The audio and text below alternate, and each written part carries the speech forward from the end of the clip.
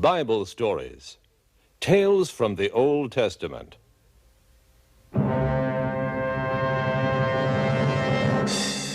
Genesis, the beginning.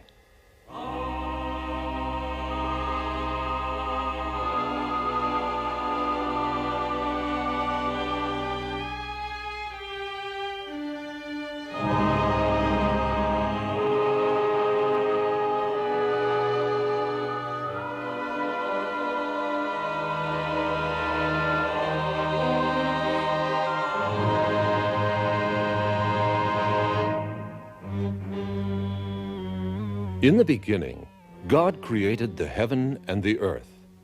Now the earth was unformed and void, and darkness was on the face of the deep. And the Spirit of God hovered over the face of the waters.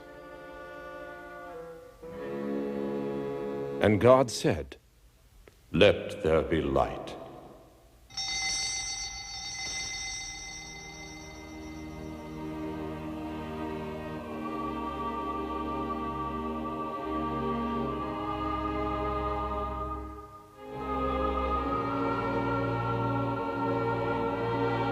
And God saw the light, that it was good.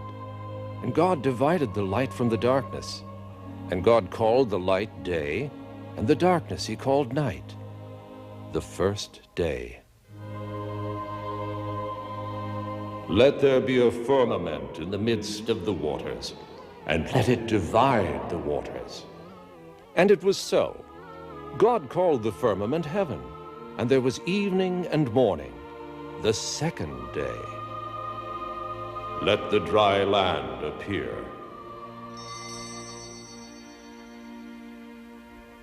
And it was so, and God saw that it was good. "Let the earth put forth grass, herb yielding seed, and fruit tree bearing fruit." And it was so, and God saw that it was good, the third day. "Let there be lights in the firmament of the heaven to divide the day from the night. And let them be signs to mark the seasons and the days and years."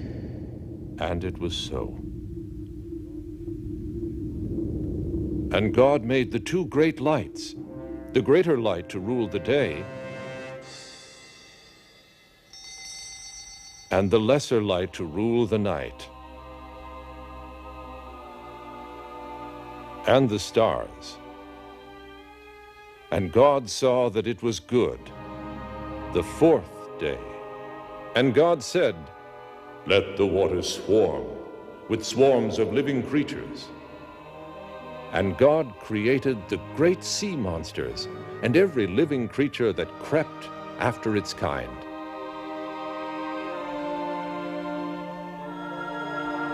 And God saw that it was good. "Be fruitful and multiply and fill the waters in the seas.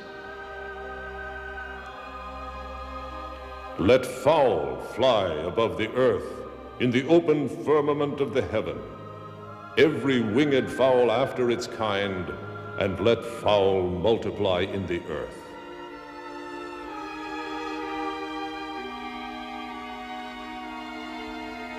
And God saw that it was good, and God blessed them, the fifth day.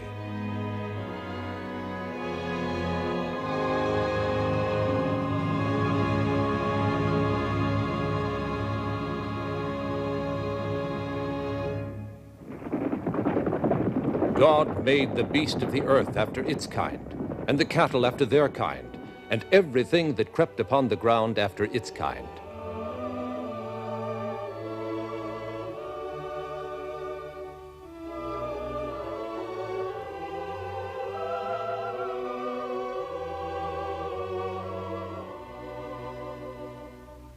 And God saw that it was good.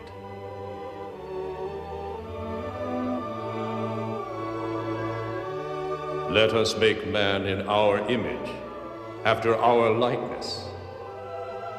And God created man in his own image, male and female. "Be fruitful and multiply and replenish the earth and rule it. and rule over the fish of the sea, and the fowl of the air, and every living thing that creepeth upon the earth. And it was so, and it was very good. The sixth day. And the heaven and the earth were finished, and all that was in them. On the seventh day God finished his work. He rested on the seventh day. God blessed the seventh day and hallowed it. These are the generations of heaven and earth when they were created.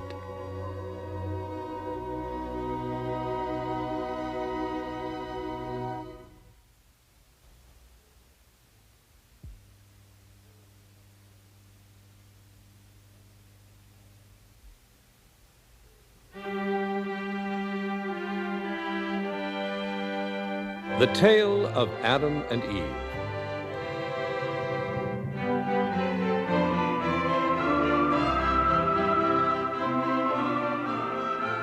The Lord planted a garden eastward, in Eden. There he put the man he had formed, and the woman he had brought unto the man. The man and his wife were both naked, and they were not ashamed. The tree of life was in the midst of the garden, as well as the tree of the knowledge of good and evil. There were trees that were pleasant to the sight, and trees that were good for food. The man was to till the garden and look after it. Now the tree of the knowledge of good and evil was pleasant to the sight, and it was good for food. It bore fruit that was a delight to the eyes.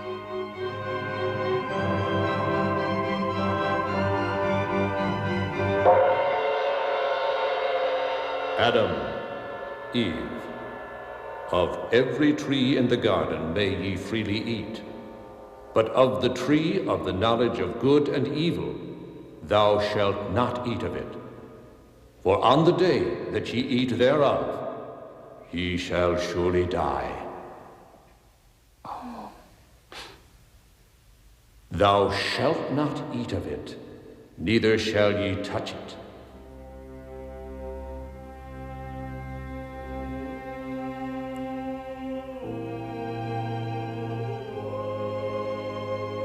Adam and Eve did not eat the fruit, neither did they touch it.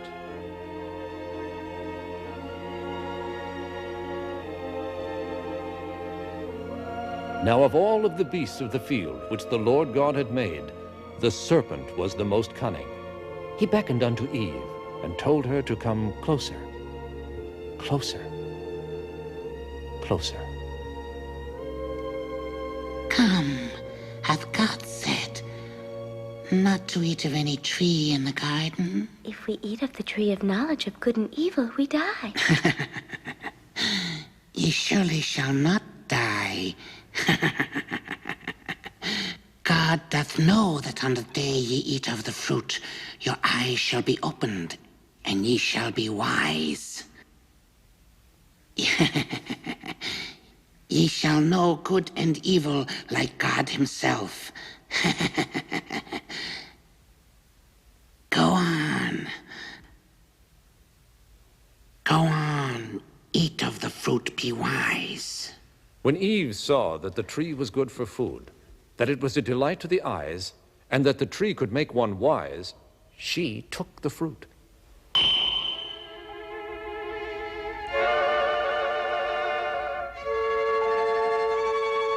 And did eat, and did not die.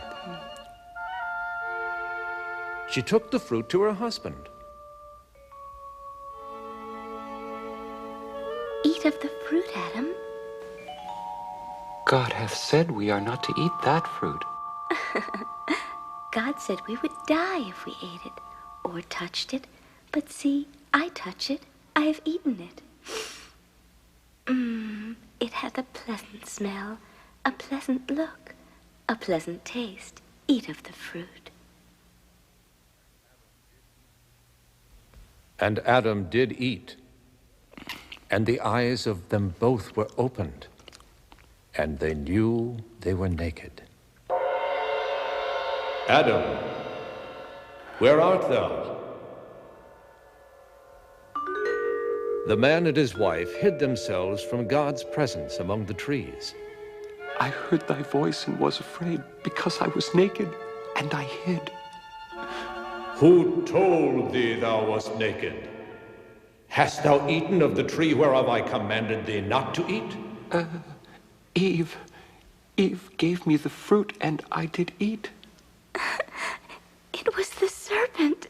The serpent tricked me, and I did eat, and gave the fruit to my husband. Serpent,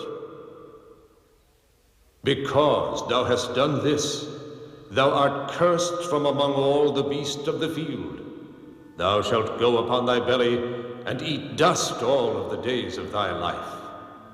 Thou and the woman shall be enemies. Thy children and the woman's children shall be enemies. The man shall be sent forth from the Garden of Eden to till the ground from whence he was taken. Eve, I will greatly increase thy pain and suffering. In pain shalt thou bring forth children. Thy husband shall rule over thee.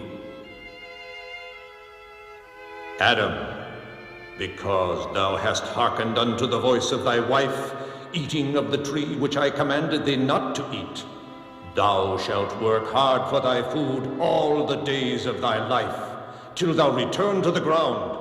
For out of the ground wast thou taken. Dust thou art, and unto dust shalt thou return.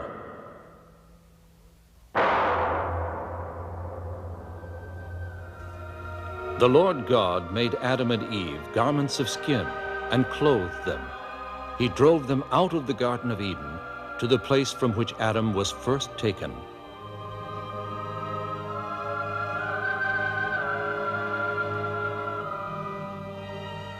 There Adam tilled the ground for the rest of his days.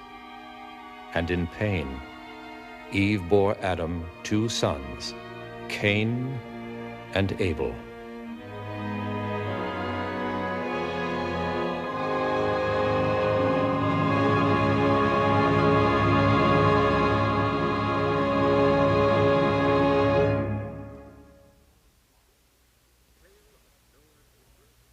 The tale of Noah's Ark.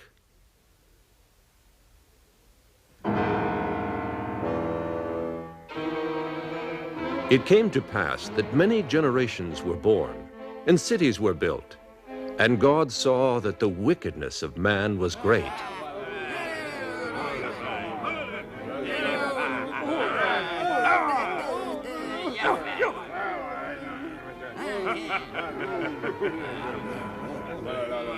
I will blot out man from the face of the earth, both man and beast and creeping thing and fowl of the air, for I regret that I have made them.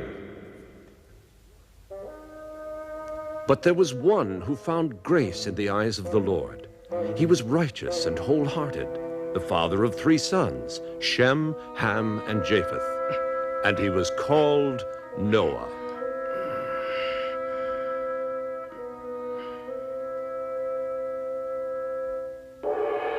Noah, I will destroy all living beings from the earth, for it is filled with violence.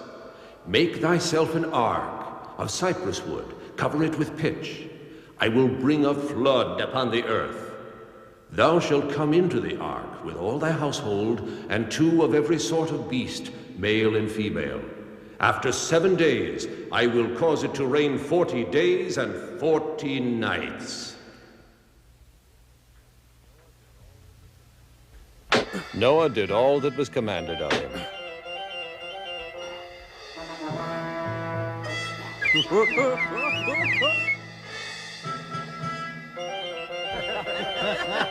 Noah, what art thou constructing that is keeping thee up nights? He's making a giant ark. Says we'll have a flood pretty soon.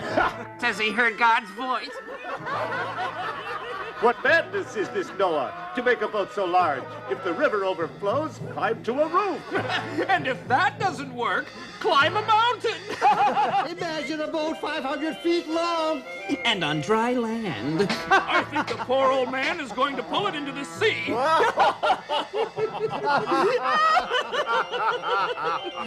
Noah covered the ark with pitch as he was commanded.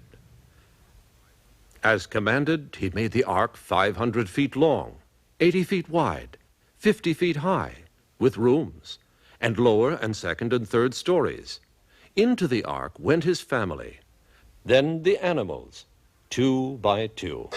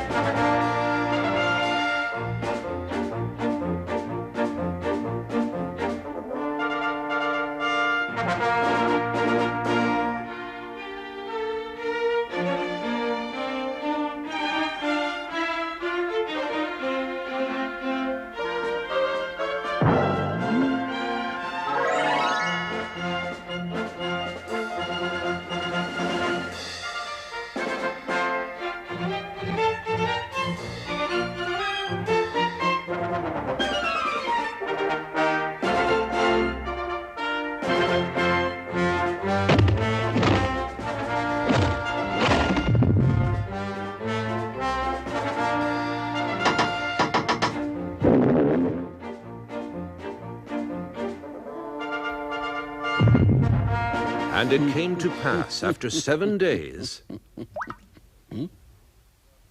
Oh. The waters of the flood were upon the earth.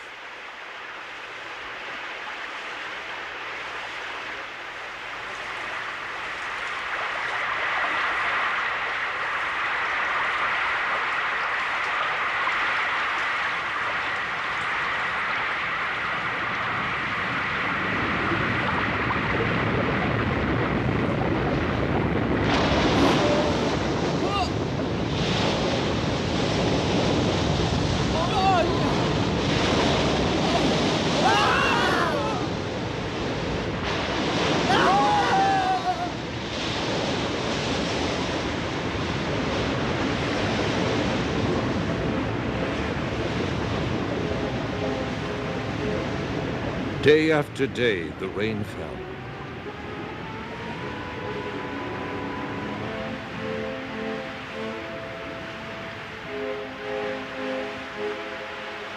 And the waters rose higher and higher and lifted the ark. Only Noah was left, and his family, and those animals that were with him in the ark.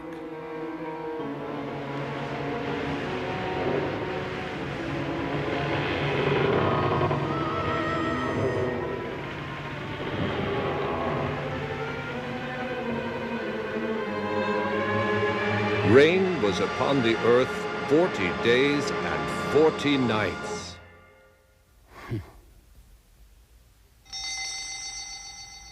Oh? After 40 days, Noah had sent out a raven and a dove to see if the waters had dried up. They found no place to set foot. He waited 7 days more, for water still covered the earth. Then again he sent out the dove. Dove, once before have I sent thee out, as I had sent out the raven before thee. Fly again. See if the waters have now gone down.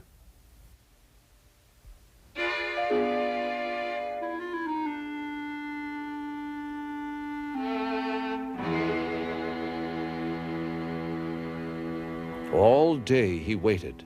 Then, as evening drew near, the dove returned with something in her beak.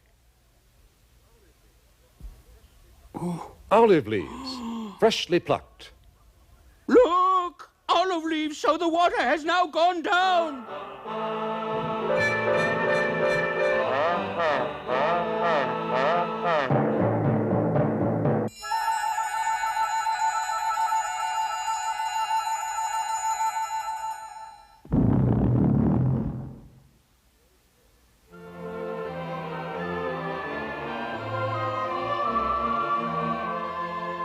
Go forth, thee, thy family, and every living thing. This is the sign of the solemn agreement I make for all time between me and thee and every living creature with thee. and generations to come. I have placed my rainbow in the clouds. Whenever I bring a cloud over the earth and the rainbow is in the cloud, I will remember our agreement. Never again shall waters become a flood to destroy every living creature.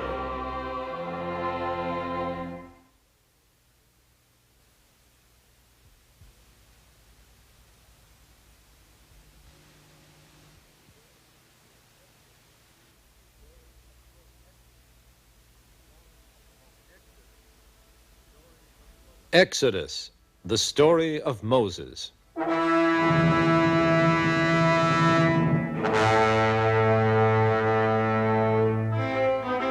After more than 400 years of slavery in Egypt under the pharaohs, the Hebrew people were finally set free and allowed to return to their home, the land of Israel. 600,000 strong they marched with their aging leader, Moses. March! March on, countrymen! March on to our homeland! It was Moses who won their freedom. Time after time, commanded by the Lord, Moses pleaded with Pharaoh to set his people free. Pharaoh refused. Until at last one midnight, the Lord destroyed all the eldest sons in Egypt, even Pharaoh's. Only the children of Israel were passed over, spared. Pharaoh finally let the Hebrew slaves go.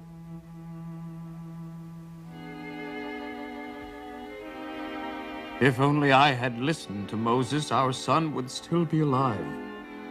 I have ordered Moses and the Israelites to go worship their God as they please. Now our eldest son is dead, and we have no one to serve us. Why have we done this? Why have we let the Israelites escape?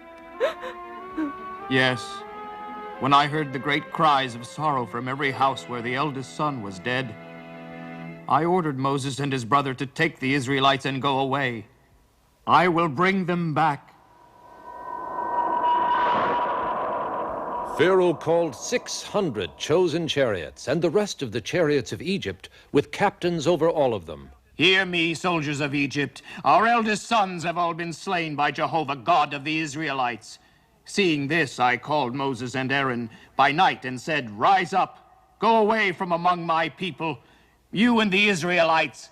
But why? Why let the Israelites escape from serving us? Bring them back! Hey-ya! Hey-ya! Hey-ya! The Israelites journeyed from Ramses to Succoth with their flocks and herds. Driven in haste from Egypt, they had prepared no food for their journey. Move on! Move on! Stubborn beast, move on! Sheep, get along with you! Get along! Sheep, get along!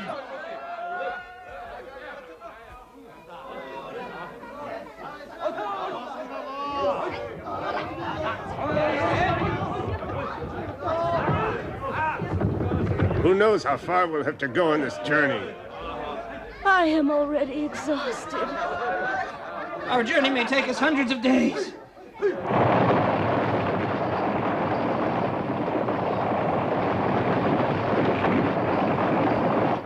Ah!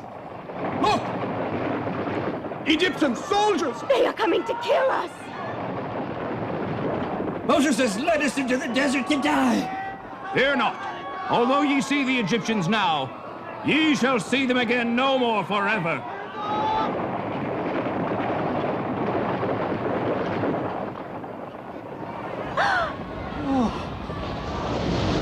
The Red Sea. We should all have remained in Egypt. Better a slave than to die.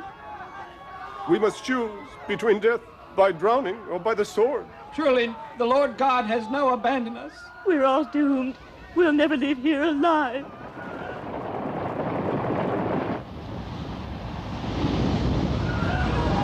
God of Abraham, Isaac, and Jacob, why hast thou forsaken us? Be quiet, that ye may see Jehovah fight for you now. Be still! God of Abraham, Isaac, and Jacob,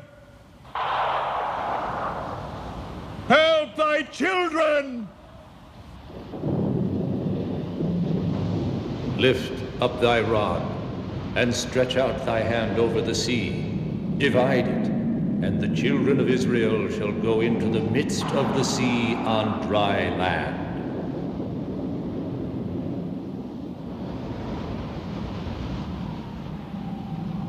And by a strong east wind, the Lord divided the waters.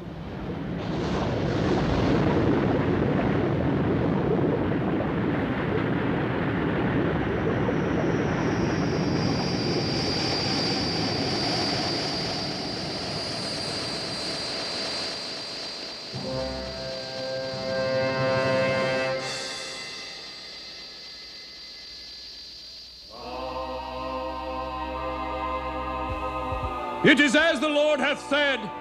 He hath divided the waters. We go amidst the sea, on dry ground.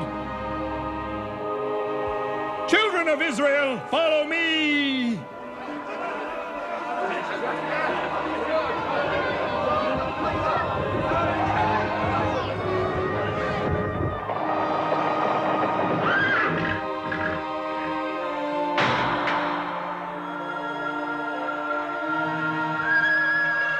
See, they escape where the waters are divided. Bring them back!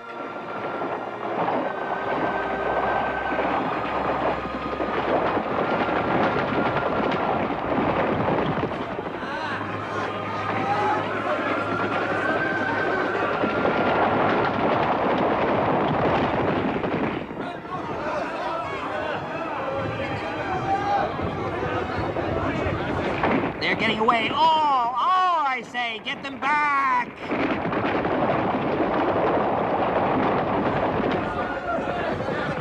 Go faster! Go faster!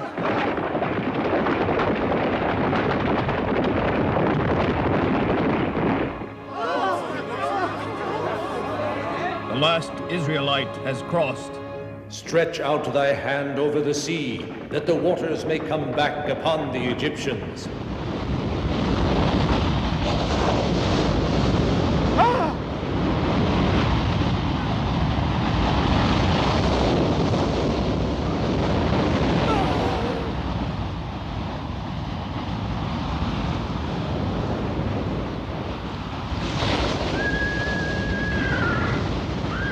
Of all the army of Pharaoh that went into the sea, not one was left.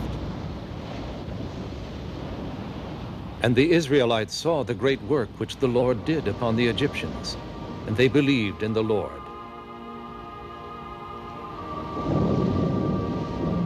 And in his servant Moses.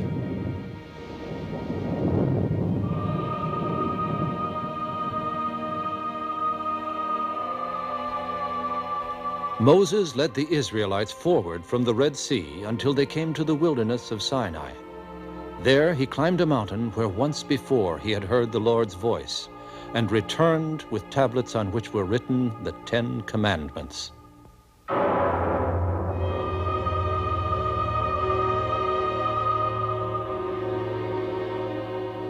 Thus did Moses convey to the people the word of God.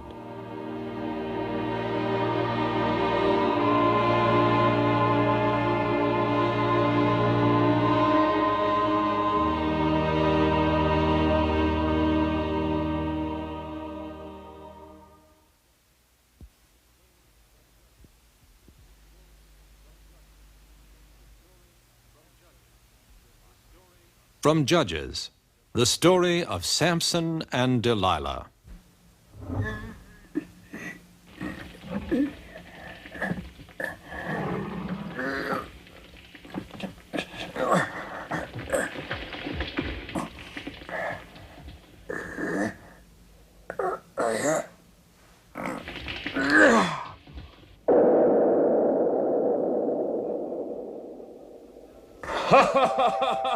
Samson, the strong man, known for his great strength and his long hair. He was born into the clan of the Danites, to a woman unto whom an angel of the Lord had appeared, saying, "No razor shall be used upon your son's head, for from birth the boy shall belong to God." Now, as the unshorn Samson journeyed toward Timnah,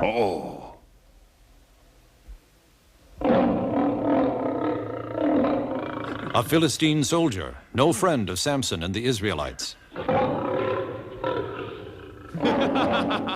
Philistine, do you tremble at the sight of one little lion? Well, if you are so brave, you fight the lion, strong man. So I shall, Philistine. Yeah!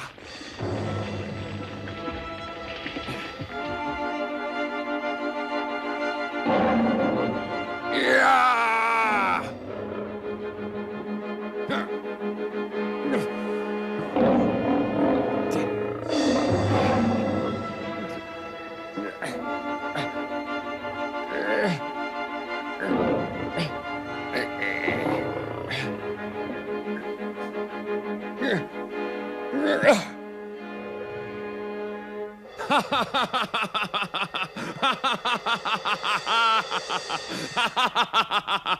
What strength! And he has no love of Philistine soldiers. Quick, out of sight. What if he should attack us? We must gather our men and attack first. Wait. If we attack him, he will beat us. Therefore, let us be smarter. Afterward, they learned that Samson had fallen in love with a woman in the valley of Sorek named Delilah. They plotted to use Delilah to discover the secret of Samson's strength. Delilah. Samson's strength. He must have a secret that accounts for so much of his great power. Bring us that secret, and we will each give thee 1,100 pieces of silver. Yes. So Delilah teased Samson. 3 times she asked for the secret. 3 times he teased her with the wrong answer. Finally... Are you falling asleep already, Samson? Thy gentle harp playing is like a lullaby, makes me feel like sleeping. But promise to tell me one thing first. While still awake. Promise what? Have you forgotten already? How can you say you love me? Each day I ask you to tell me thy secret, and each day you promise to tell me. You mean the secret of my strength? Yes. You still don't trust me, do you? You think I'll deliver you unto the Philistines? I trust you. Well then. And Samson remembered the words his mother spoke to him when he was a child. This is our secret. No razor shall we use upon thy head, for thou belongest to God.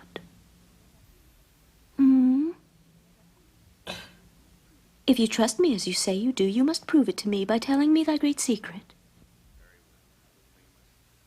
Very well. I will tell you my secret now, Delilah. The secret of my strength is my hair. That is why no razor has touched my head from the day I was born to now. If I be shaven, the strength would go from me, and I shall be as weak as other men. I have been a Nazarite unto God from birth.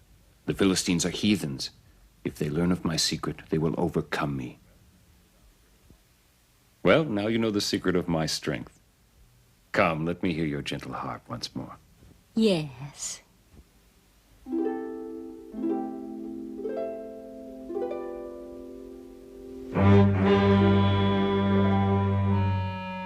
While Samson was asleep, Delilah called the Philistines.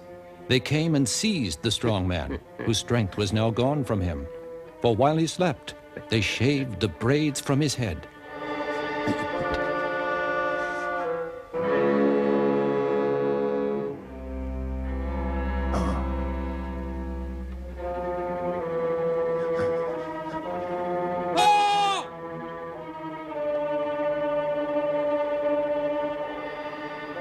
Blinded, Samson was brought down to Gaza, thrown into prison, bound with chains, and set to grinding.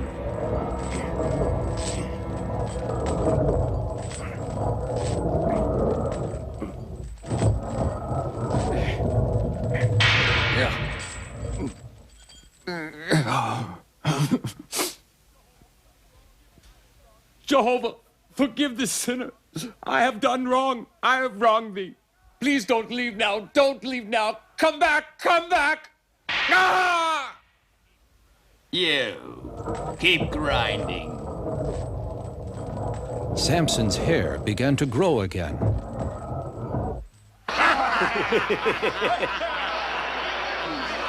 Quiet! Let us thank our great god Dagon, who has delivered our mortal enemy Samson into our hands. Yes, Dagon! Bring Samson to amuse us. Here he comes.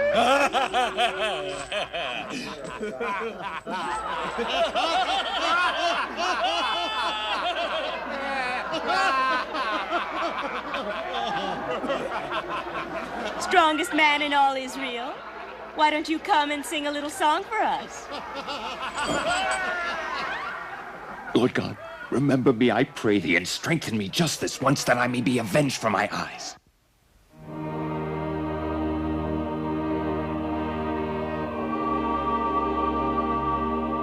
Look! His hair!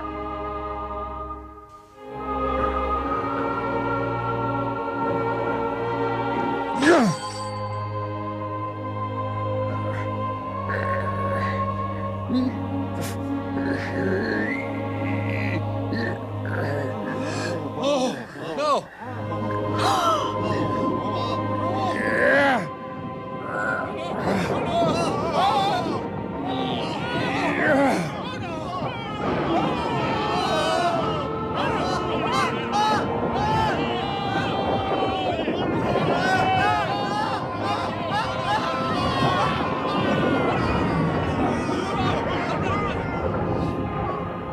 Oh, Jehovah, let me die with the Philistines!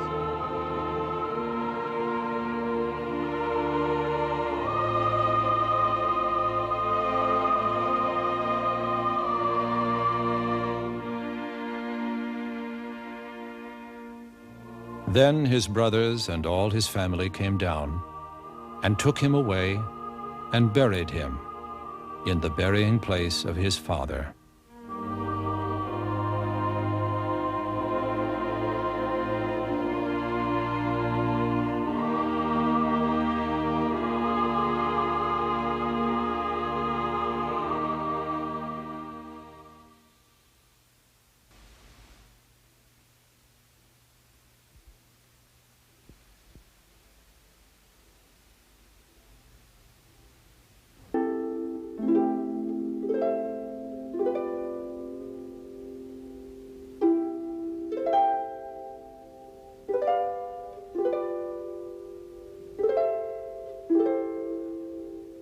From 1 Samuel, the story of David and Goliath.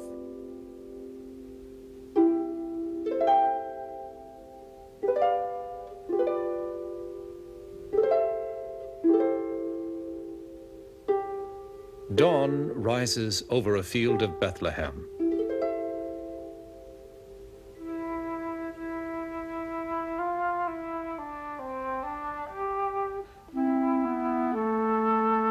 Here lived a man named Jesse, the Bethlehemite, who had a son named David. It was said of David that he was strong, handsome, and a skilled musician.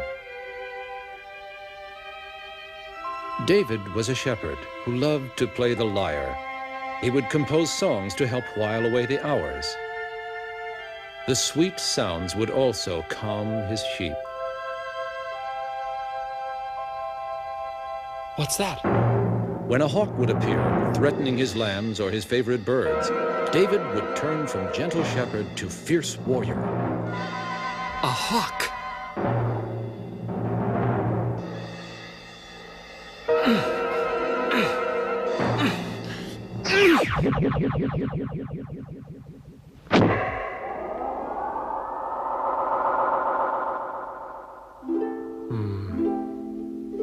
Thus would the kind shepherd boy save the lives of those creatures near and dear to him. And so the days passed.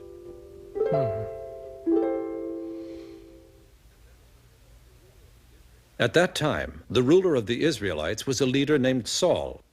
As long as Saul lived, there was a bitter war with the Philistines. Now the spirit of Jehovah had left Saul, and an evil spirit from God troubled him. What is it, Saul? Why do you hold your head day after day like a man who is sick? Oh, I am sick. Not sick in body, sick in spirit. My son Jonathan has disobeyed me, and all Israel is on his side, not mine. They are grateful to Jonathan for delivering them from our enemies, the Philistines. They do not want to see him punished for disobeying your order, which he did not hear. The Philistines, yes. Will there never be an end to war with them? Saul's servants understood that the Spirit of the Lord had departed from Saul, and that an evil spirit from the Lord terrified him. Why can I not sleep at night? Why is my head heavy with pain? What is happening to me? See now, an evil spirit from Jehovah is troubling you. I have seen a son of Jesse the Bethlehemite, who is skilled in playing the lyre. He is strong and valiant, goodly to look upon, and Jehovah is with him. Let us seek him out. Then whenever the evil spirit comes upon you, he shall play the lyre, and you will be well. Bring him to me.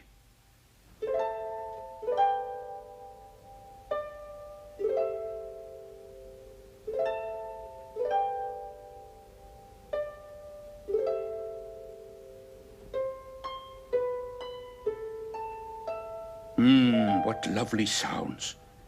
You were right. The boy plays well. Very well. Truly, my head feels lighter, and my spirit has taken wing. See, now I am renewed. Saul was well pleased with David. David, thy playing drives the evil spirit from me. Remain here in my service, and play for me when I have need. I would like to remain and enter thy service, but who will tend my father's flock? It cannot be. David, heed me, and heed me well. Jesse, thy father, has sent thee here with gifts of bread, wine, and a kid. Service to thy ruler brings honor to thee and to thy family. Saul sent a message to Jesse, imploring the boy's father to let David remain in Saul's service. Thus did David come to Saul, enter his service, and become his armor-bearer.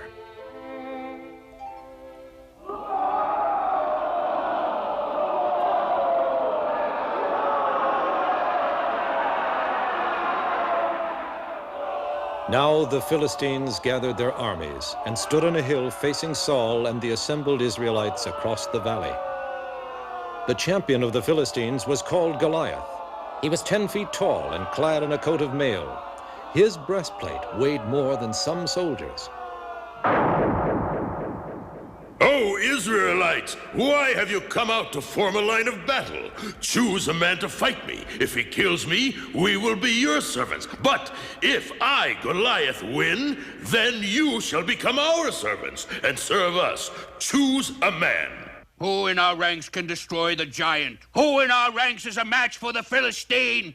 Is Israel to be defeated? But father, who will challenge such a monster, knowing there is no chance of surviving such a battle? Are we then to be their slaves forever, Jonathan? Behold, a lone figure is advancing there. And he is wearing no armor. David had persuaded Saul to let him fight. Go, and Jehovah be with thee, David.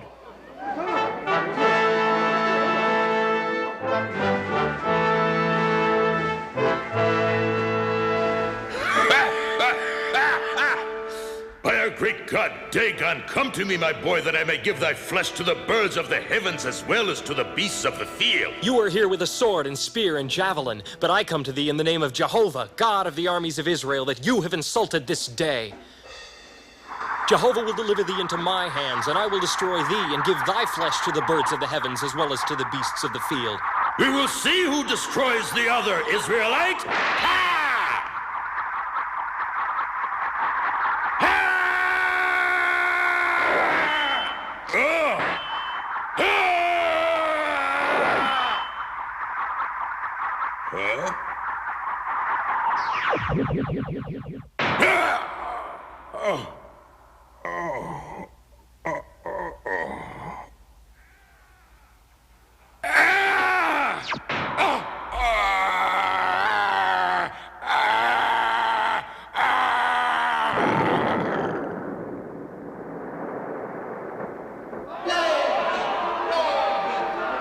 David, the gentle harp player, has destroyed the mighty Philistine, Father. Yes, he has, Jonathan.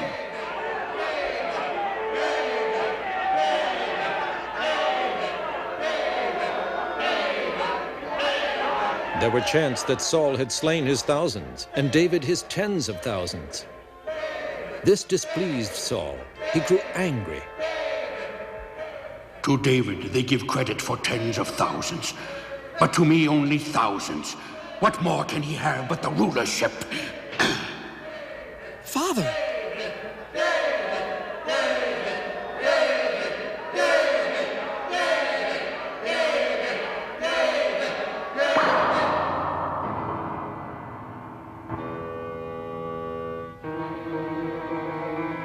It came to pass that Saul's anger was aroused more and more against David. For Saul knew that so long as David lived, neither Saul's rule nor Jonathan's rule was safe. Therefore, Saul doomed David to die. David escaped and went to the wilderness. When his brothers and all his father's clan heard of it, they went with him. Everyone who was in trouble and everyone who was discontented went with him, and he became their leader. They slept in open fields and caves. They knew that Saul had sent his servants to find them.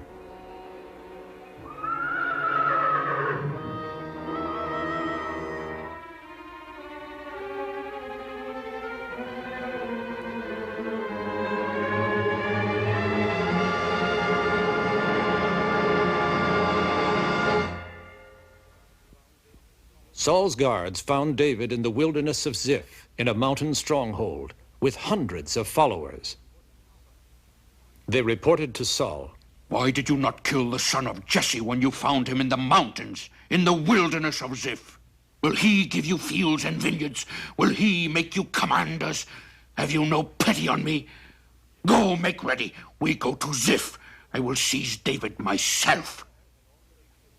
Saul had already killed 85 priests that he said were plotting with David. Now, troubled, he went down to the wilderness of Ziph with 3,000 men of Israel to hunt for David. He came to a cave and went into sleep.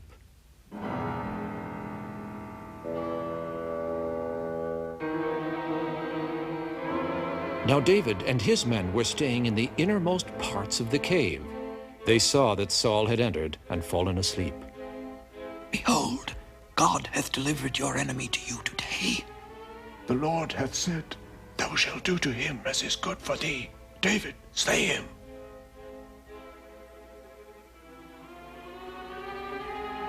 David arose and went to Saul.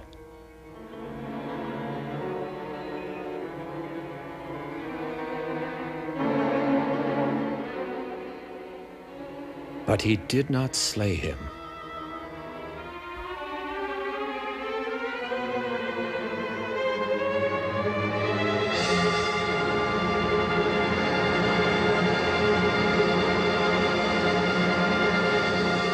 Why did you not slay him? Do you fear him? David, answer. Huh? Who is there? Guards! My lord the king! Wait! Wait! Oh, David, you could have slain me. Will you slay me now? David bowed with his face to the earth and prostrated himself. My lord, behold, this day Jehovah had delivered thee into my hands. Some bade me kill thee. But see, I have spared thee from harm. What? That is the hem of my robe. Yes, I could have slain thee, as Saul has sworn to slay me.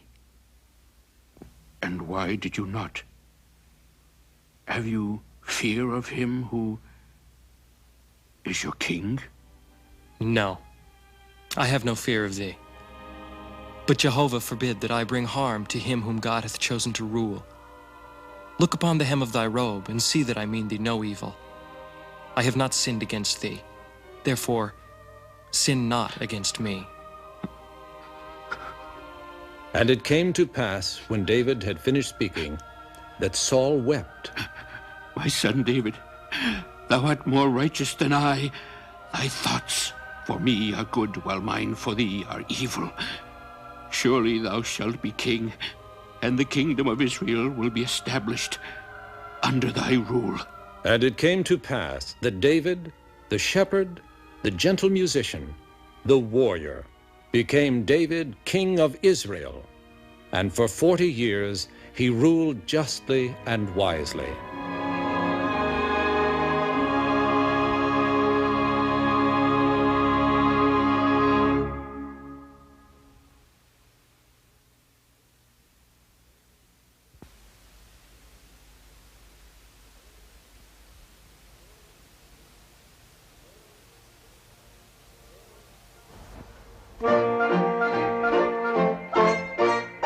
The story of Jonah and the whale.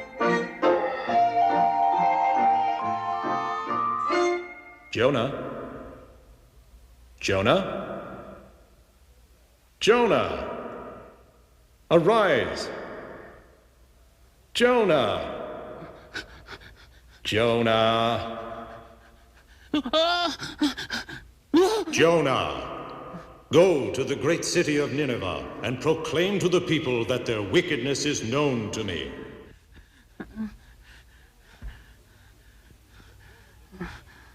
But Jonah did not wish to hear these words. He did not wish to do the Lord's bidding. I cannot!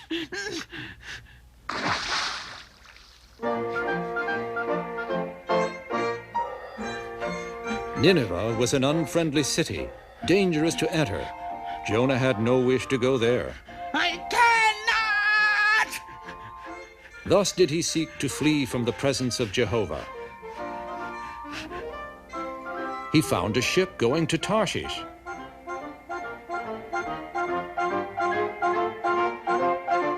Hello! Coming aboard!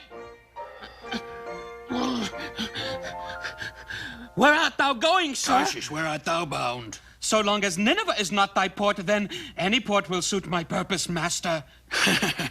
What a strange way to choose thee a port, though if thou hast the fare...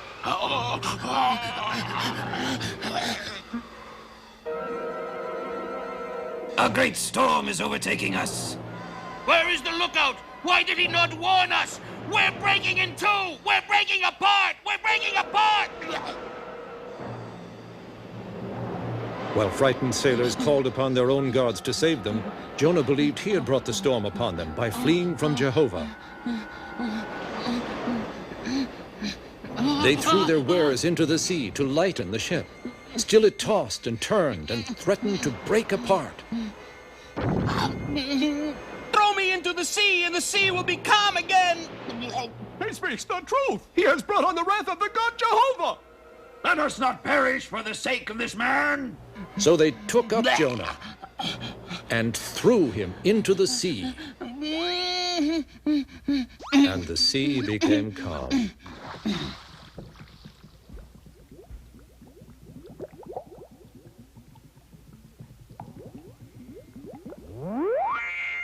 The Lord prepared a great fish to swallow Jonah.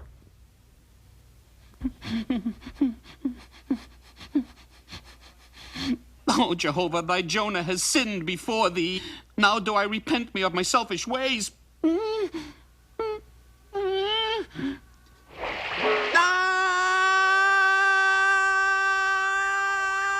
days and 3 nights Jonah was in the belly of the fish before Jehovah had him cast upon dry land.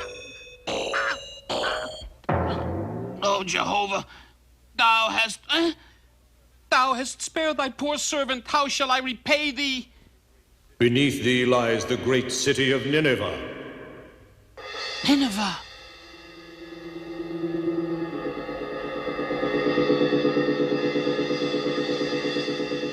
Arise and proclaim to Nineveh that their wickedness is known to me. In 40 days, Nineveh shall be overthrown. Yes, thou hast spared my life and cast me forth from the belly of the fish, and now will I give thanks by spreading thy word to the people of Nineveh. Hear me, city of Nineveh! Hear me! In 40 days, Nineveh shall be overthrown.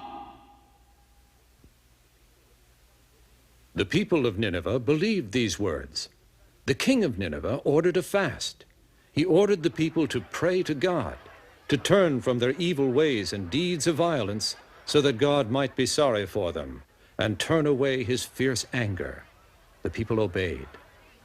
Man, woman, beast, herd, and flock, they fasted and prayed to God. They turned from their evil ways and deeds of violence.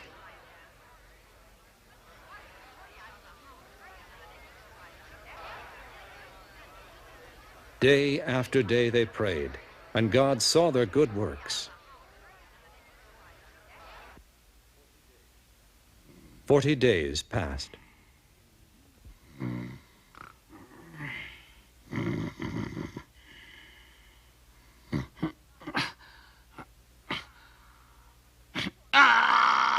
This is the 40th day. The Lord must have destroyed Nineveh by now. Huh? No. Huh? The city has not been overthrown. No, Jonah was displeased and angry. Jehovah! Jehovah! For the Lord had seen that the people of Nineveh were fasting. They turned from their evil ways and prayed to God. Then he was sorry for the evil he said he would do. He spared Nineveh. Jehovah, is this not what I said when I was still in my own country? Yea, this is why I had fled at once to Tarshish. I knew thou art a merciful God, gracious, loving, and forgiving. Therefore I beg thee, Jehovah, take my life from me. Yes, yes, better to die than live. Art thou doing right in being greatly angry? Huh? Jonah heard and was faint with the heat. Then he went to the east side of the city and waited to see what would happen to it. The sun beat upon his head. Jehovah prepared a plant to bear gourds and made it grow over Jonah as a shade. Ah, how cool it is here now. Here I shall stay until I may see the destruction which Jehovah hath said he will surely rain down upon the city of Nineveh. So Jonah passed the day. Next morning, God prepared the destruction of the plant.